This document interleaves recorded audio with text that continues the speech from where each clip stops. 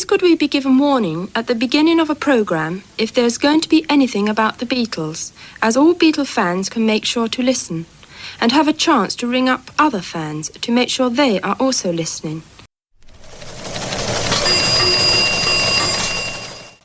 Hi everybody, this is John here. This is Paul, George and Ringo.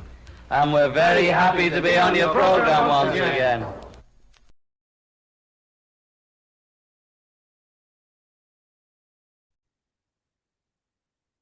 Hi everybody, this is Steve Marinucci and welcome to another episode of Beatles News Briefs. Today is program 110 and we have with our guest the great Piers Hemmingsen, whose encyclopedic knowledge of the Beatles' history in Canada is just absolutely astounding.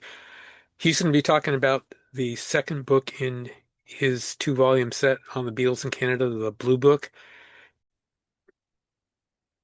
We're doing something a little different with this podcast. We're doing it in both video and audio. You'll find the video only on YouTube. The audio will be in all the usual places.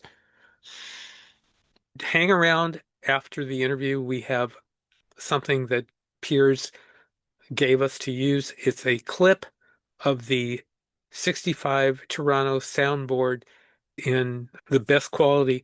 It's a non-musical segment, but I'll give you an idea if we ever get the 65 Beatles Toronto soundboard, what you'll hear.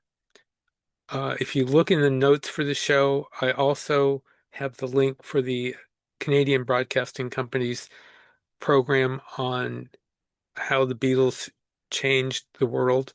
We talk about that in the show. I found the link and I put it in the notes to the show so you can link on it and listen to it. So let's get started.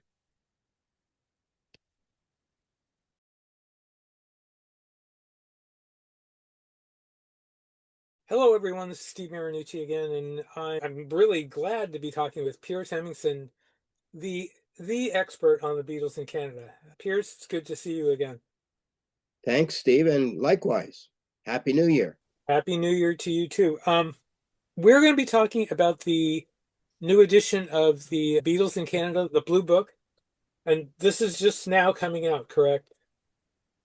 It was published on December the 1st, 2025. Okay. I really pushed hard to get the books printed. It's been a mad dash, and I'm just so thankful, we've been able to get some books out before the end of the year. Let's talk about the history of the two books. When did the whole project start?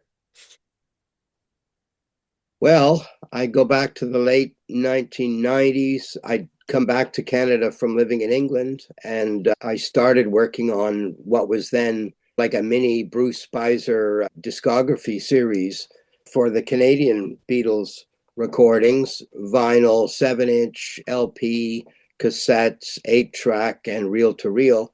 And I think those lasted me until about the early, maybe 2005. And then after that, I took a little break, and then I decided I would target a more historical volume. And it was focused originally on how the Beatles came to Canada before they came to the States, if you will, via vinyl records and their recordings.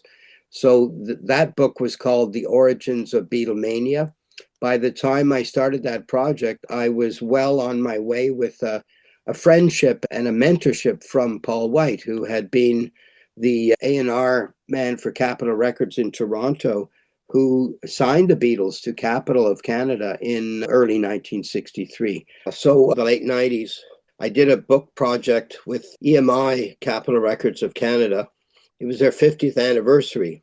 Mm-hmm. So I was asked to do the discography for that book. I didn't write the book. I just did this discography for the book in the back. And through that, I think I did a pretty good job. They were pretty happy. I couldn't get paid because I was working for another company at the time. I was moonlighting. So they asked me how I would like to get paid. And I said, I'd like to have an introduction and a lunch with Paul White. So I think that was around about 1998 or 1999. And that was where I really connected with Paul. And between 1999 and into 2005, I got to know Paul quite well. And after a number of years, I kind of realized I better get Paul's story straight. And he agreed to work with me to come up with this Origins of Beatlemania book. So Paul was generous with his time on the Red Book, and he was also generous with his time on this new book, the Blue Book. So the Red Book, I think I started working on it pretty much full time in 2009 when I retired from my previous career. Mm-hmm. And that involved interviewing people that Paul thought I should interview, including people like Ronnie Hawkins and Richie York and other people, of course, that worked for Capitol Records. And Paul gave me full access to his archive of papers and photographs. And of course, with the internet, you've got all kinds of access to information. But of course, Bruce Spicer was a key contact for me, and Mark Lewison was a key contact for me. I didn't want to make it a discography book as such. I wanted to get into the history. So I went back to, the roots of rock and roll in Canada, which came to Canada via the airwaves across the border from your great country. And, the United States gave rock and roll to the world. And Canada was a willing recipient. We had people like Buddy Holly and the Everly Brothers, Little Richard, all of these great artists that would come into Canada, usually on their tours across the northern U.S. They would take side trips up to places like Winnipeg or Calgary or Vancouver, Toronto. Elvis played Toronto and Ottawa. He was banned pretty much from playing in Montreal by the Roman Catholic Church. He was deemed to be very radical in his early days for them. So I wanted to tell that story. And then, of course, the story of how the relationship of Canada as a part of the British Commonwealth and the flow of people between Canada and the UK. Usually it was people leaving the UK to come to Canada. Paul White was a good example. He didn't like what was happening. He didn't see a future for himself in England after the war. He did his military service in the UK and then finished with that. He worked for a couple of newspapers, then decided he saw a film about Canada. He said, that's where I want to go. And he came to Canada, started literally at the bottom of the ladder with Capitol Records in Toronto. He ran out of money very quickly. He saw an ad for a job in the Capitol warehouse. He saw the logo in the ad, stuck out for him because when he was a teenager, he'd bought a copy of a Capitol 78 by Mel Torme called Blue Moon. So that good old Mel Torme was responsible for getting Paul into Capitol Records. So Paul started there in 57, I believe. By 1961, he was sort of filling in for no one because nobody was doing A&R. They were just taking every release from LA and putting it out in Canada pretty much. So he spotted an opportunity because EMI had bought Capitol in the States in more or less of a hands-off situation. Paul saw that there was a lot of top 30 material in the UK that would be suitable for Canada, not suitable for the USA. So he started releasing records by groups like Cliff Richard, artists like Helen, off the beaten path groups like the Temperance Seven or John Layton, or even a record by George Martin under the name of Ray Cathode. These were getting released on 7-inch singles in Canada and finding a little bit of a market. So the answer to, I guess, the question why the Beatles got signed in Canada first, I can't speak for Dave Dexter. Paul White told me that Dave Dexter was a jazz guy and an older jazz guy and didn't necessarily like the sound of the harmonica in popular records. So take that as you may. I don't know if Dave Dexter was wrong anyway. If he'd released Love Me Do on Capitol, would it have sold anyway? Who knows? It didn't sell in Canada. It sold like 200 copies. So I don't think Love Me Do was ever going to make number one in North America in early 1963. But Paul White decided to release Love Me Do in February, release Please Please Me in April, and then From Me to You in June. He got some traction with those records. It kept going up. He kept liking them. He saw what was happening in the UK. He was reading Melody Maker, New Musical Express, all of the magazines that we got here at our W.H. Smith shops. And he paid attention to what was happening in the UK because he thought he could do well with these records here. So I think he was onto something. Sales were going up, and he created a Capitol 6,000 album series and a 72,000 single series. And the Beatles would have their first 3 albums in Canada on the 6,000 series, and all of their first 9 singles on the 72,000 series. So by the end of '63, he hit pay dirt with She Loves You. It went to #1 on some charts in Canada. And he released the first album, which was the second British album with the Beatles. He called it Beatlemania with the Beatles. He threw on some tabloid text on the cover, and it took off like a rocket. So at Christmas time in '63, RCA was peddling Fun in Acapulco by Elvis Presley, and Capitol was pushing Beatlemania with the Beatles. And people didn't know it, but both of those albums were being pressed by the same company, because RCA Victor in Smith Falls, Ontario, was pressing records under contract for Capitol Records. So, as I recall, I believe 50,000 copies of Beatlemania with the Beatles were sold before Christmas, which was a really good sign that the Beatles were taking off in Canada. Going back to what you were saying, I mean, there's so much information from Paul White in the book, and you have a spectacular attention to detail. And that has to do with a lot of what Paul has to say in there. And with Bruce and Mark Lewis, and there's just so much information in the book. Why do you think Capitol did not, in America, didn't pick up the same thing? They let Canada do Beatlemania. That would have seemed to have been a really good idea. Really something that really could have hooked the market pretty quickly. And they Well, didn't do that. I think through the conversations with Paul White was working with Capitol Records in the States, but he had more interaction with the people on the eastern side of the States. So he was working with, I think, the New York Capitol people. I don't know if you remember any of those people, but they were certainly pushing to get Beatles records released in the States, but they were facing an uphill battle. The person in New York that worked with Paul was basically doing all the PR work in tandem with Paul White. So where Capitol had these, if you look in the Blue Book, they had these artist sort of biographies. I found evidence that basically Paul was working with his partners in New York, and the biographies were being prepared in December. So when the Beatles were signed to Capitol in the States, all this material was all ready to go. So they didn't ignore Canada. I think it was a case that Capitol on the eastern side of the States was very aware of what was happening in Canada and was using the material or sharing the material that EMI had sent to Toronto. Mm-hmm. What was the difference between the radio markets in America and in Canada?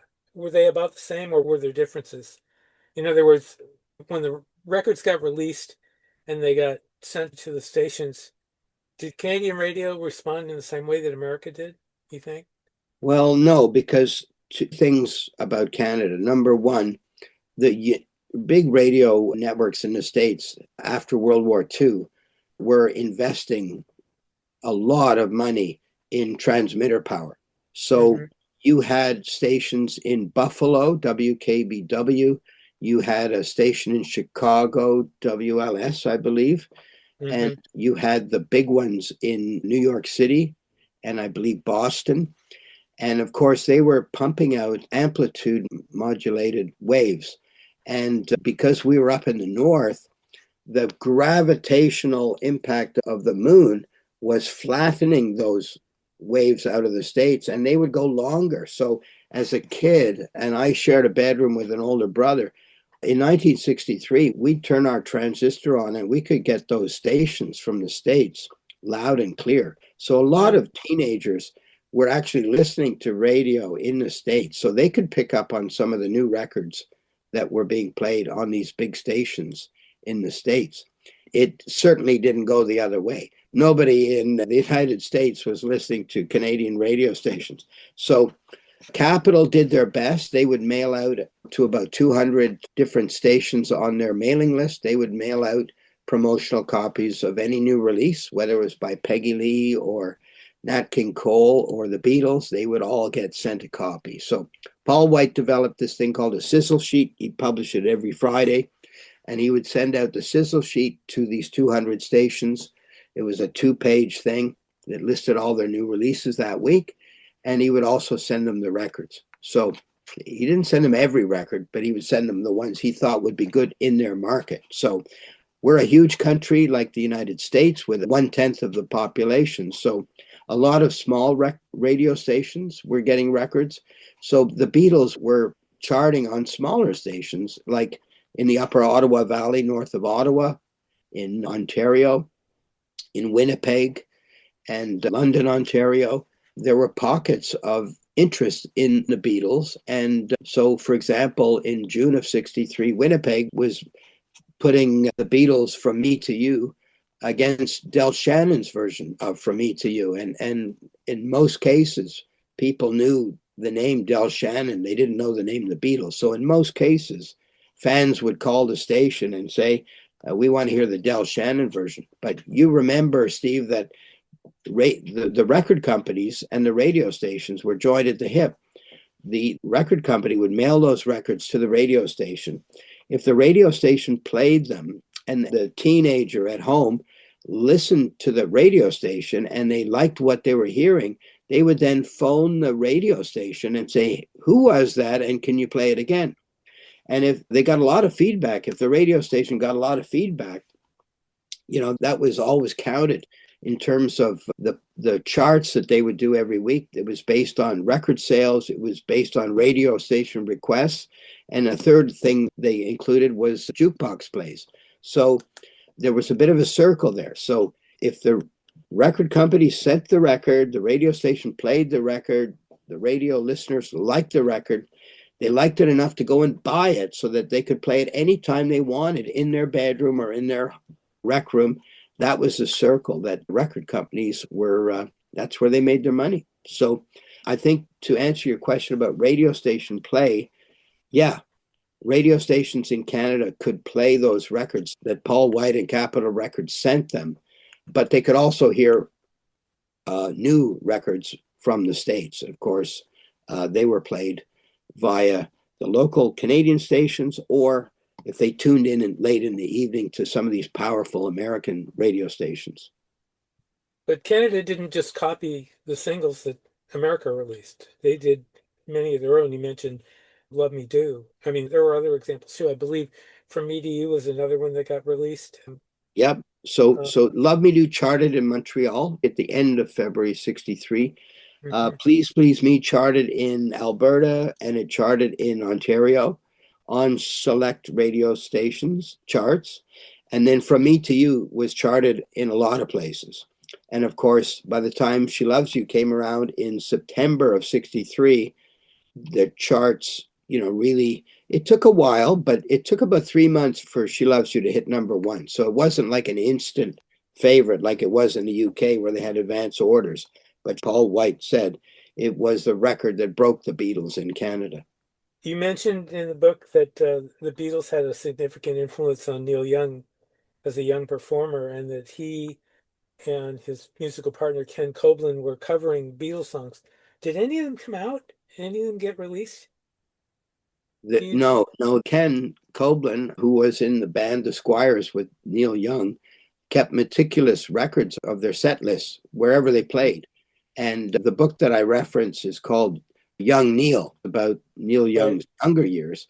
In the back of that book are all of the set lists that Ken had compiled back in the 1963 into 64 period. So they were playing these small high school dances, but they were incorporating Beatles songs and songs from the album Beatlemania. So a song like All My Loving is the song they would be playing even before kids heard it on the Ed Sullivan Show, which we got here in Canada, which I saw in February of 64.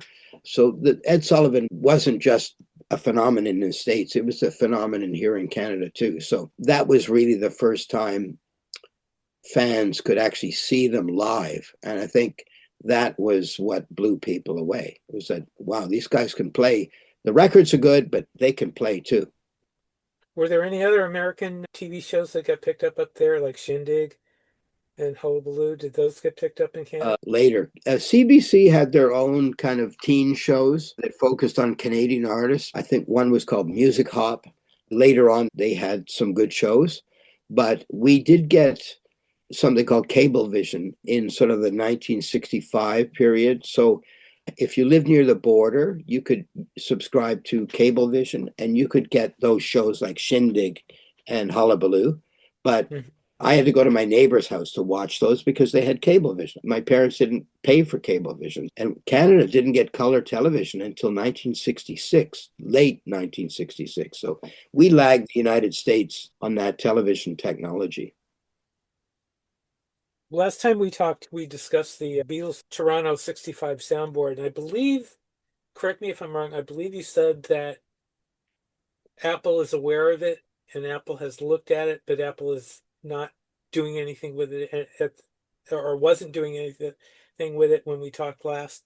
I'm just wondering if anything has happened with that since. Is there any more interest in that? I think there was a lot of interest. The big revelation was in August, September of 2024, when I was at the Chicago Fest.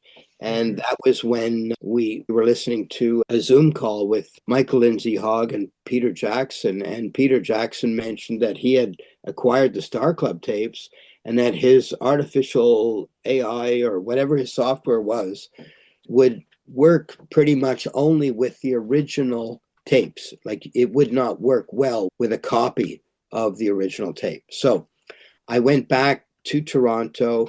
John Brower was somebody who I'd been friendly with for many, many years. He said, "Look, why don't you take those tapes into a studio and see if they're still any good?" I'd taken them over to Abbey Road in 2015, but they'd only played them on a quarter-inch Sony, a run-of-the-mill Sony tape deck. So it sounded okay, but it didn't sound brilliant. But on this occasion in Toronto, the engineer had access to a half-track player, and we'd listened to the quarter-track playback. It sounded good. And then our jaws dropped when we heard it on the half-track because we'd missed so much stuff. You hear the Beatles talking on stage. You hear Ringo's drumming. Of course, there was a 6-channel mixer, an Altec mixer, and everything was mixed into mono, of course. But you have the ability in 2026, here we are, to isolate these things. So what I decided, there was huge interest. We had a Billboard article, we had a Financial Times article, and a Toronto Star article about it. Lots of interest, and we did have some conversations via email with Peter Jackson's people. And I did go to London, and I think what happened was it was earlier in 2025. I had arranged to go to Apple, but my schedule didn't work. They had a snowstorm, so my whole schedule got changed. I didn't actually go into Apple, but I did update them on the fact that it was now discovered to be a half track. So I did send them a few clips. I left it at that. And then, as you were mentioning, that they were busy working on their anthology project. And I always know from Apple that everything is in their universe, but it's not always on the front burner. So they have expressed interest in the tapes. I agreed to just leave it where it was and note that I wanted to get the book out in 2025. And the book, of course, references the tapes. So I wanted to make sure that story's out in the book, and then we can pick it up in 2026. So the answer, short answer, long answer, is that I haven't done anything with the tapes yet, but I see a good future for those tapes. The quality is very good. The beauty of it is that it's the whole concert. So you have 39 songs. You've got 27 opening songs, albeit some are short. And then you've got 12 by the Beatles, the full set, and good quality. And then you've got the entire extended press conference. So everything was recorded professionally in the way that directly compares to the equipment that they were using at the Hollywood Bowl, Ampex Half Track, and at the Shea Stadium Ampex Half Track. So I think that's encouraging. People should maybe hope that Apple will do something. And obviously, I can't do anything with these tapes without their permission. So I Right. think that's you're in a situation where you want to share this with the world, but it has to be done at the right time. You have a clip of the of Sounds Incorporated from the Toronto 65 tape on the CD that comes with the book. I'm guessing that that's not at the half speed. That's the regular version because Yeah, it sounds that it that was sounds that kind of was rough. yeah, that was done in 2017. So yeah, it wasn't updated. I didn't update. I updated some of the graphics on that booklet with the new book, just to put 2025 and correct some of the text, but I did not change any of the audio. So no, the answer is that's not the best audio of that Sounds Incorporated. But But I will. I But did. I mean, it's very clear. I mean, it's quite clear considering the age of the tape. Well, So I I can think only people imagine what. will be. Go ahead. I from what I've read about Shea Stadium, and I can't remember which book it was. It talks about the overdubs that the Beatles did to get the Hmm. Shea Stadium television audio, synced with the film for television. My sense is that the Toronto recordings were actually, because it wasn't done out on a baseball field on whatever it was equipment that they had. Maybe they felt that the technical side of it at Shea Stadium wasn't good enough. That's why they did the overdubs. That's why they went and used some of the Hollywood Bowl stuff. But in the case of Toronto, it's exactly what you hear. I'm guessing that who knows what happened to those Shea Stadium tapes, but Yeah. the Toronto tapes are in. They the engineer tells me that these tapes, from the mid '60s, were made using whale oil, and that is what keeps them long lasting, as Hmm. opposed to tapes from the '70s that don't. They have to be baked. Well, these tapes don't have to be baked. There's also a Toronto 66 Beatles soundboard. Is that true? Yeah, I owned the Toronto '66 tapes, but they were done from the audience. So it's a different animal altogether. But I've since donated that tape, the original tape and the tape recorder it was made from, to the University of Toronto. You can go there anytime and listen to it. You can hear Paperback Writer and If I Needed Someone, but I'm telling you, it's been bootlegged as well. So it's not great quality, but it's a record of their performance. There's that to it. Was there a difference in reaction to the Beatles Butcher cover? Was there Yeah. a difference in reaction in Canada to that as opposed to America? Yeah, it's interesting. I did a whole chapter in the Blue Book on the Butcher cover. Right. Um, when the butcher hit the fan, so to speak, in the States, uh, everybody in capital, there was memos written. You can see all these memos going all over the United States. They forgot to let Canada know that the record was being recalled in the States. I guess Canada was always an afterthought. So I'd say there was a when people were told in a certain week, it's in the book, about the recall in the States, it wasn't until the following week that Capitol was informed that the record cover was no longer suitable. So there were, I think Paul White told me there were 80,000 Butcher mono covers produced, shrink wrapped, and shipped from the Compo factory in Cornwall to the Hmm. Toronto warehouse.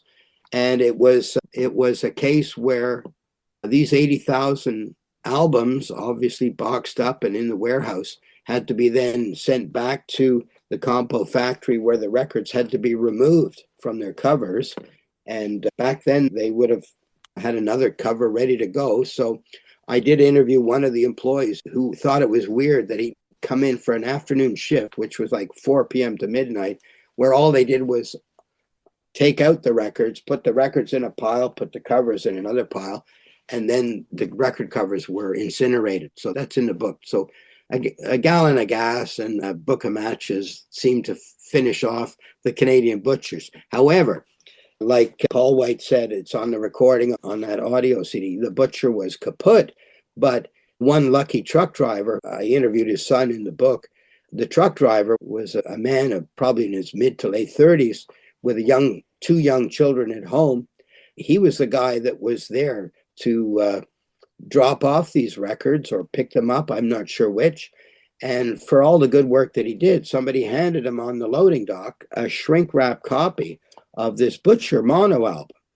And of course, he wasn't a Beatles fan. He took it home, filed it in his record cabinet, and left it there. So it was many, many years later when his son approached me and said he thought he had a Canadian Butcher. And I asked him to bring it to me, and he did. And that's the only Butcher that I'm aware of that escaped the match and the gasoline. Nice. Do you have it, or does he still have it? He still has it. Yeah.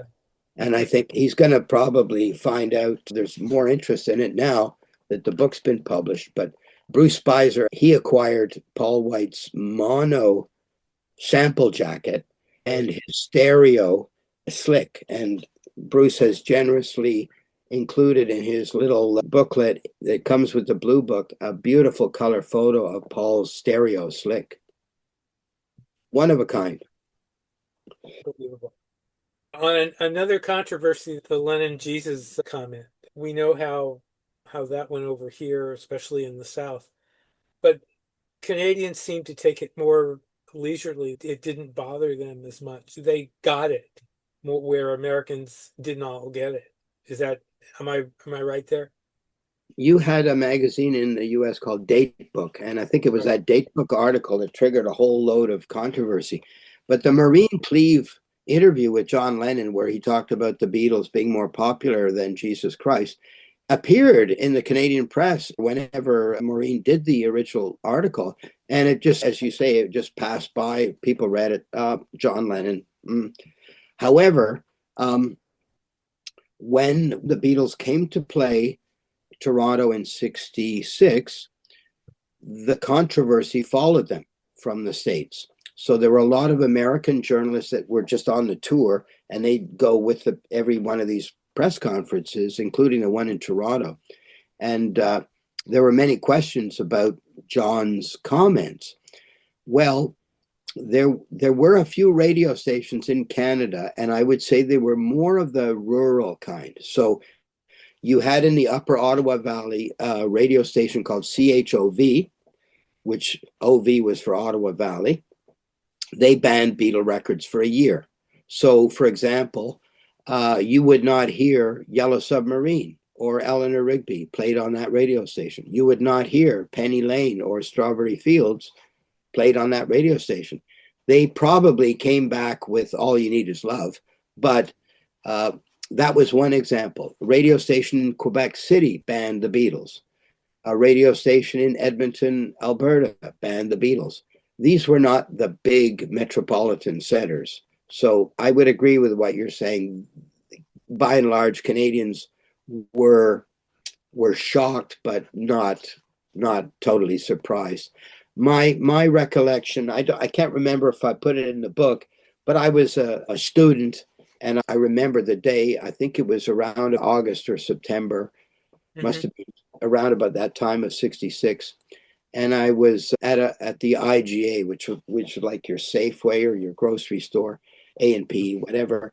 And they were talking about this controversy. And my family was a regular church-going kind of family. I hated going at the age I was at, but I was forced to go. And I found it was and I was a John Lennon fan. And I thought, well, this is quite horrific that he would say something like that. That how dare he, But I didn't stop being a Beatles fan. Another thing I noticed was there were more hostile reactions to the Monkees in Canada than there were here. You printed one in particular where the guy said they were created by an IBM computer. We didn't get that down here. And I was kind of surprised. And I kept thinking of the fact that, the Rock and Roll Hall of Fame has not inducted the Monkees when I really think they should be in there. And the Monkees proved themselves to be an incredible group. I think the facts are this. The Beatles had nothing new for Christmas 1966. No new 45, no new album. In the door came the Monkees. And a Beatles fan like myself, maybe like yourself, we were irked that somebody would dare to copy the Beatles and have these records, Here We Come, the Monkees, and all these early Monkees hits. They were good songs and they had great songwriters, but they weren't writing those songs. And we were told they weren't playing the instruments. So we were kind of like shocked. But yet the girls in my class loved the Monkees. They dropped the Beatles and went for the Monkees. And that was really tough on us young male Beatles fans. I agree with you that they absolutely may not have started out, real strong, but they got stronger as time went on. How did you see that the Canadians reacted to Yoko? Yoko has an interesting link to Canada. She was friendly with a CBC cameraman named Phil Pendry, and the stories are in the book. She and her husband, Tony Cox, had this idea for a film called Bottoms, which was filming all these people, male and female, with naked bottoms. Allegedly, people like Michael Caine and other people had their bum filmed for this Bottoms film. And Phil Pendry had known Yoko since he was a cameraman in Tokyo in the early 60s. And I think Yoko, it's in the book, but I think Yoko took over his apartment when he moved to London. And when Yoko ended up in London, they renewed their friendship. And Yoko used the services of cameraman Phil and perhaps some of CBC's film and some of CBC's equipment to make that Bottoms film. And you'll find out in the book that CBC prepared some great filmed interviews for release in Canada for these news magazine type of programs. So Yoko Ono debuted on Canadian CBC television in 1967, probably after she'd met John, but before they were sort of publicly together. And it's interesting to watch that film now. Yoko was an experimental artist, and I think through the Blue Book, as you'll find, she comes to Canada 3 times in 1969. She comes with John for the Bed-In. She's singing her stuff at the Rock and Roll Revival. And of course, they have a peace program, peace campaign, and their target was to meet the Canadian Prime Minister and to get his views on their anti-war campaign and perhaps get him on side. So Yoko has quite a connection with Canada in 1969. The White Album, I think I make a note in there that their Revolution Number 9 was somewhat inspired, if not very much inspired, by an album done by a Canadian media guru named Marshall McLuhan. Marshall McLuhan had put out an album on Columbia Records in late 67, early 68, I'm not sure when, but it sounds an awful lot like Revolution Number 9 about a year and a half before that shows up on the White Album. I think John and Yoko were very aware of what was happening in the world, not just in the UK, but in other places too. So they were soaking up a lot of influences. Yoko was clearly in touch with CBC. The Bottoms film became a very important film for film students, didn't it? It's something that gets shown to film students around the world. John and Yoko became very close to Ronnie Hawkins. They also knew Richie York, and they obviously knew John Brower because John Brower co-promoted the Rock and Roll Revival show that they appeared at. So there's a lot of connections between the Beatles and Canada with John and Yoko. Did the other Beatles have as much connection with Canada as John and Yoko did?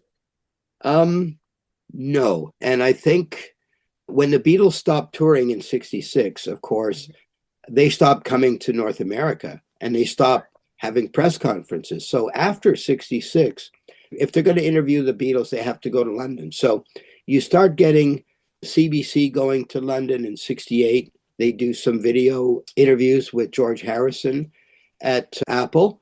Chum FM, the underground station, again, it's in the book. They go over to Savile Row in 68 in around about October, and they do audio interviews with Paul McCartney and I think George. Okay. Or maybe John. Anyway, those people connected with the Beatles. The one that really did the job was Kim Fowley. Kim Fowley was brought in by John Brower to be the MC for the Rock and Roll Revival.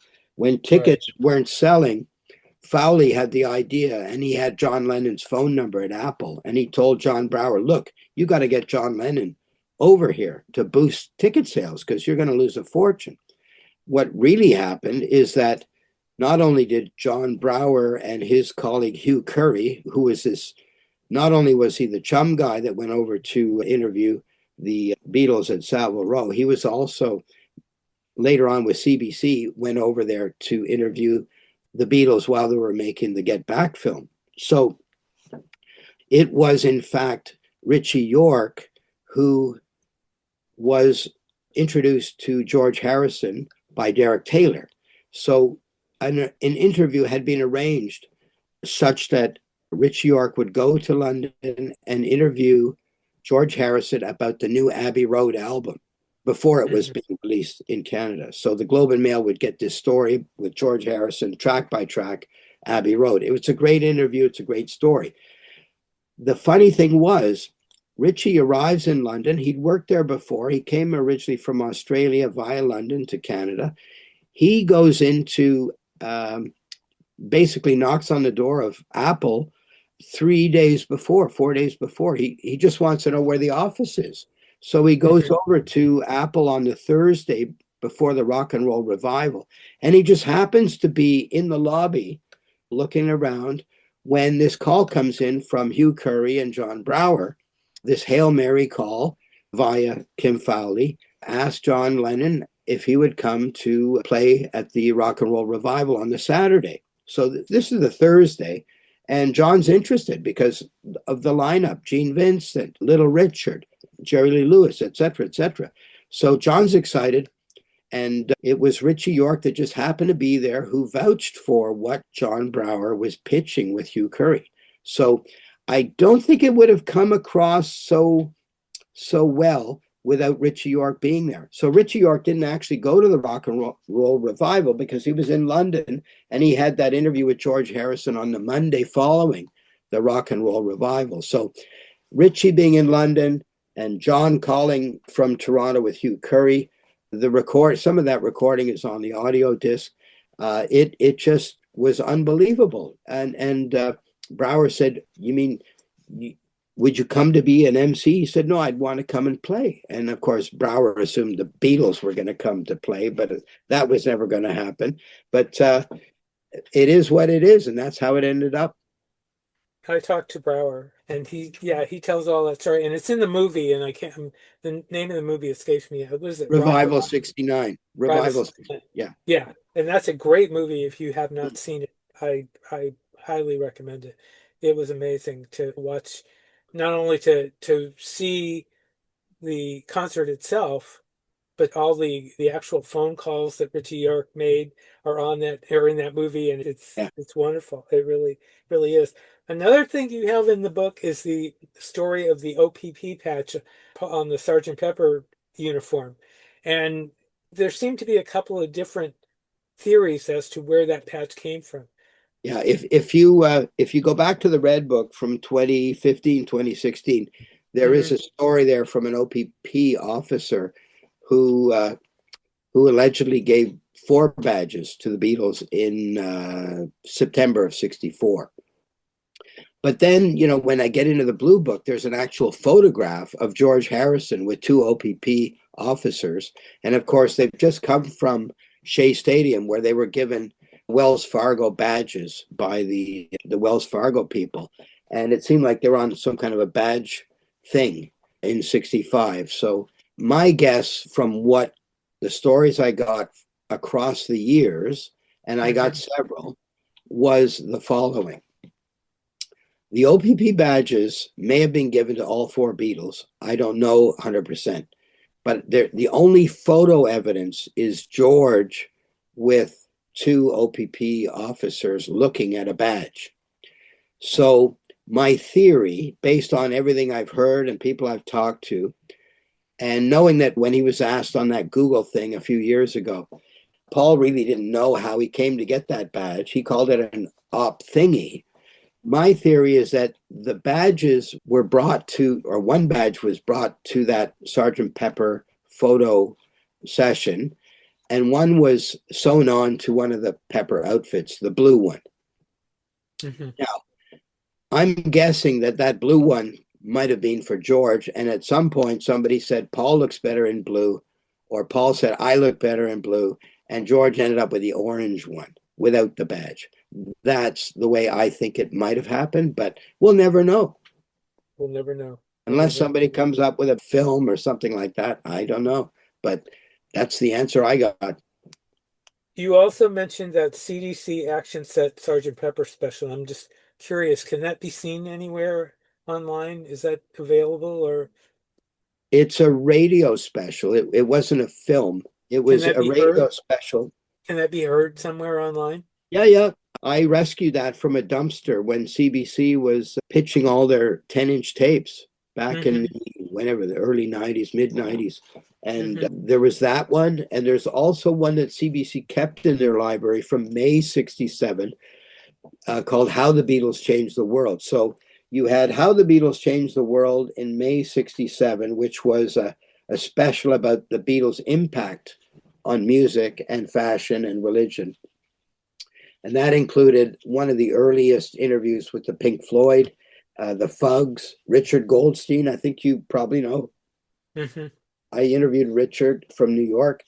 They went to all kinds of different people. And then again in August, they had an extended interview with George Martin from London that was done by a CBC freelancer in London and then sent to Toronto. So that the Sgt. Pepper special included what I thought was brilliant stuff from two people from the Jefferson Airplane who happened to be in Toronto for a week doing a series at the O'Keefe Center, which, by the way, was going to be, well, that's another story. It was going to be emceed by Brian Epstein. It's in the book. Brian Epstein signed on with the CBC to do the series, and he booked his tickets to come to Toronto to be the MC. Sadly, he passed away. They replaced him with Noel Harrison from, the girl from Uncle, son of Rex Harrison. Anyway. That was just before, that was days before, his death was days before he was supposed to tape that, correct? Correct. Yeah, he'd already booked his tickets. Yeah. It was sad. Very, very sad. Where can people find the CBC special? Probably from CBC, because I gave it back to them. I returned back to their archive. How can people get the books now? That's the big question. Let's start with the blue one first. The blue one can be purchased at the website thebeatlesincanada.com. And we've shipped a bunch of books to the States. We began doing that December the 1st, and I'm still shipping books to the States. These books are history books, and they're exempt from tariffs. So any idea that these books are going to be tariffed or duty shouldn't apply at all, because we're exempt for that. The books are available in two formats. The author's signature edition, which is the same hardcover book. It's got a poster, it's got a CD with a booklet, and it's got a bookmark. And those are at $150.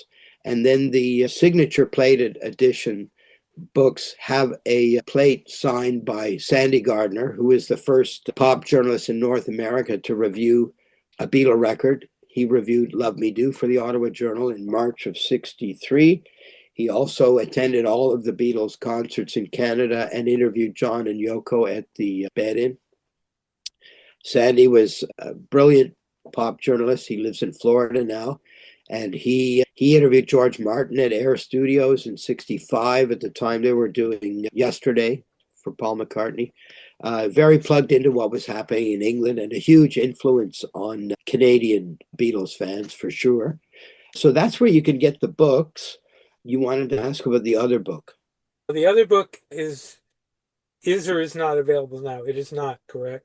The red book? It's not currently available other than as an ebook from Apple Books. So if you go on to Apple Books, I think it's about $25. You get the whole book. The beauty of the ebook is that it includes the audio, and it includes more audio than what was on the audio disc. And it's also, I recommend it for anybody who has the original printed book, because you can search it. We don't have room to put an index in for these books because they're so big. The red book, when it was published, was 476 pages. The blue book is a hefty 640 pages. The Blue Book is printed in full color, Yes. whereas the Red Book was a black and white book with a color section in the middle. The riddle I had to deal with was how to keep the Blue Book price competitive for fans. And believe it or not, the price of the hardcover Blue Book is the same as the 2016 price of the hardcover Red Book. So we did our best, you know.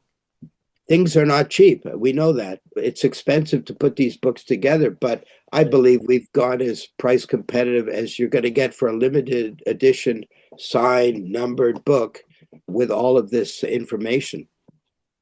But you are planning to reissue the Red Book in hardcover, correct?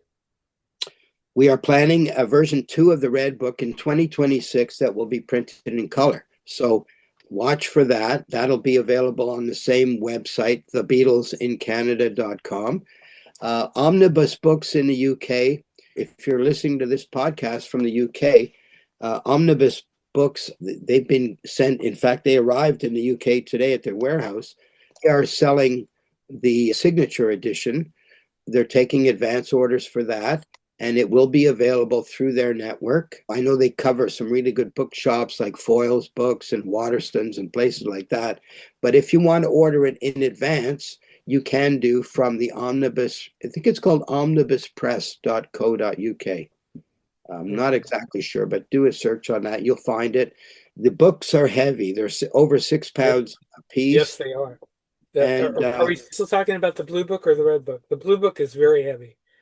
The Blue Book is 6 pounds. The Red Book is probably 4 pounds. But I had to ship these on a ship. A ship has containers, and you got to put the books on a pallet in a container. And you have to pray like heck that the ship gets across without hitting an iceberg. And then these books make it to the store. I was really happy that I've worked again with the same printing company that I'd worked with in 2016. The pandemic came along. They had the good sense to upgrade their printing presses to color. And I believe they've done a really good job on the images in the book. I wish some of the images could be larger, but I think we've done a pretty good job of layout, imagery, and making sure that you've got all the information in there. There's some good stories in there about John and Yoko that people may not be familiar with. There's a great story of them having a flat tire on their way to the immigration hearing that they were going to have so they could stay in Canada for the bed-in. Yoko arriving without her immunization record at the Rock and Roll Revival. And so there's things like that. I like that kind of detail. I like being able to track down the gas station where they stopped when they were driving from Montreal to Ottawa for the peace conference. John allegedly had an upset stomach. I'm not sure that was the case, or he just wanted to go to the bathroom, but they did stop on a highway that's no longer used. It's no longer the main road between Montreal and Ottawa. So I spent about a week trying to find that gas station, and lo and behold, I found it, and the pictures are in the book. The graphics in the book are absolutely amazing. When I was going through it, I was just astounded. And like I said earlier, the detail in the book is incredible. Anybody that's familiar with Bruce Spizer's books knows his attention to detail, and that is the same thing that Pierce does with his. I've got a shout out to Bruce Spicer. I learned a lot from Bruce. I was one of his early fans, and I still am. His books are beautiful to read and beautiful to look at. They are. I know we just had the news that the fest is not going to hold live events in 2026. Are you going to be doing any personal appearances anywhere that you know of right now? Do you know what your plans are for people listening to this? I haven't lined up anything for 2026. I literally ran a marathon to get the book out. I'm spending part of my day going to the post office and getting packages organized and out. I want to make sure the early birds get all their books. And I'm working with Mark Lapidos to organize books available from his website. So stay tuned for that. As far as personal appearances, I know that was tough to hear that we're not going to be able to go to the New York, New Jersey Fest in March or Chicago in August, but I do understand that they're redesigning the fest. I'm open There are to anything. there are Beatle conventions. There's Florida. I know there was one recently, a Rubber Soul thing that Ken Womack organized, and I wanted desperately to go to that, but I was too busy with this project. But I'm almost going to bet, you asked me at the beginning what I'm looking into the future, and I'm looking at my crystal ball, and I'm guessing there's going to be a some kind of revolver symposium in 2026 or a butcher cover symposium. And I would love to go to either of those. So I'll let you which know. which reminds me, I should ask you, since I got such a good answer from you with the anthology the last time we talked, is there anything in the wind that you're hearing? Well, all I've heard is that there is demand for a Rubber Soul box Right, set. Whether that comes out, we've already had a Revolver one, so they don't right. need to do that. So if I was going to pin the tail on the donkey, I'd say Rubber Soul box set. So what if it's a year late? We'd love to see it. I think Rubber Soul is a masterpiece, just like other Beatles masterpieces, but it deserves a box set. I think you would agree. Yeah, I do. I'd like to see them hit all of the rest of them, but I have a feeling that I'm not going to be around to see that, unfortunately. But You hopefully, never know.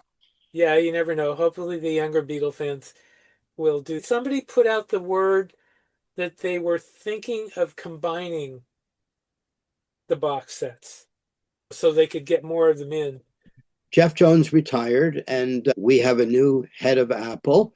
And whether they go down the road of physical product or more the Disney Plus road, the Disney Plus road is a good road. I like it. There's so much video of the Beatles and so much opportunity to do it in high quality video, high quality audio.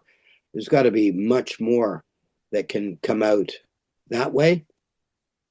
But I still haven't even had time to listen to Anthology 4. I'm so snowed under, pardon the pun, but I've just been working on this Blue Book. So my goal was that, Steve, to have it out by the time I was 70. So that was, didn't quite get that. I'm a little bit behind, but I wanted to have it out in 2025, and that was my goal, and I did it. So I share your comment. Are we going to be around long enough to see some of this stuff? There are certain other people that are still late on delivering projects. I know how much work goes into this. I've just spent the last decade on this thing. And to get it where you want it to be takes a lot of sweat equity. And eventually you have to say, it's done. They say you never finish a book, you walk away from it. And I walked away from this in 2025. And I feel quite happy with the result. And I hope readers will agree with that. I think they will. In fact, I know they will because I've seen the book, I have the book, and it's absolutely amazing. It's absolutely amazing. Piers Hemmingsen, what can I say? Thank you again for taking the time. This has been a wonderful conversation. I really enjoy talking to you, and I hope we get to do this maybe for the next box set or thing that happens. I hope we get to do this again. So, Well, I would love to see the Beatles 65 Toronto concert out there. Hello, Apple, if you're listening. And and yes, Apple, hello. and I think they could do a terrific job with it. We discovered something in 2024 that was truly amazing, and we didn't know anything about it, and now we do. So thank you, Steve, for your time today. And I wish everybody a happy new year. And hopefully we'll get to some in-person things in the States in 2026. Okay. All right. I'm going to shut the button off. Here we go.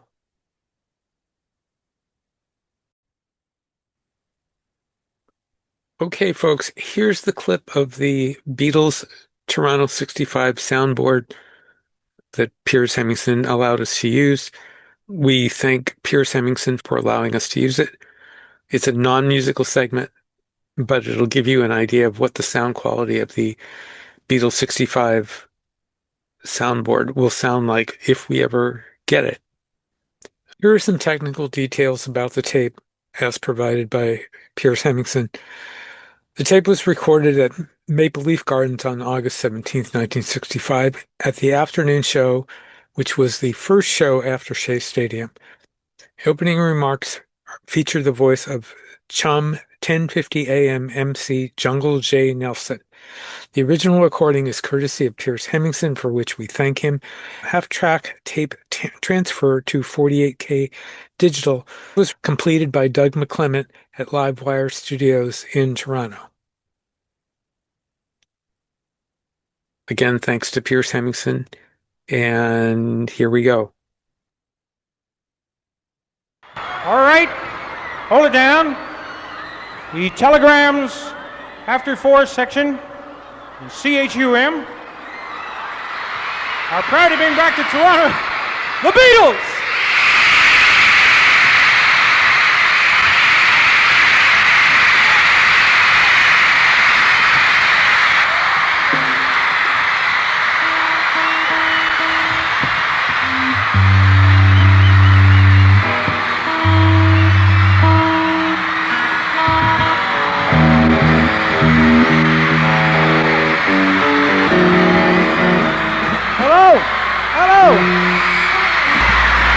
Hello.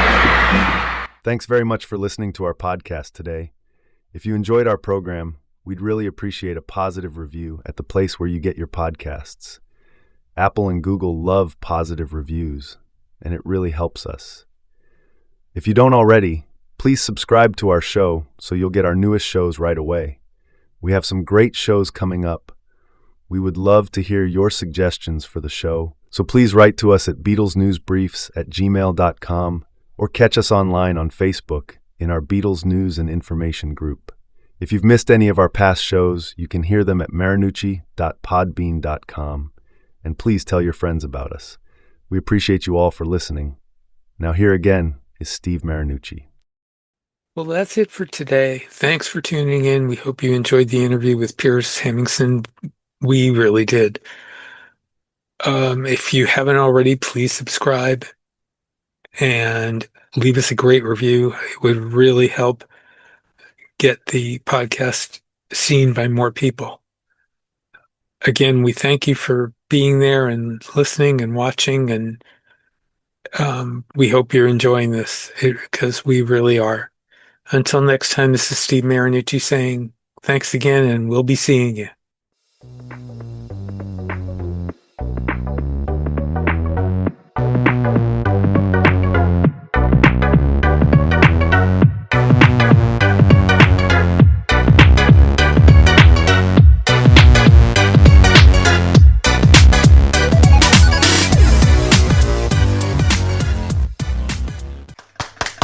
What a show!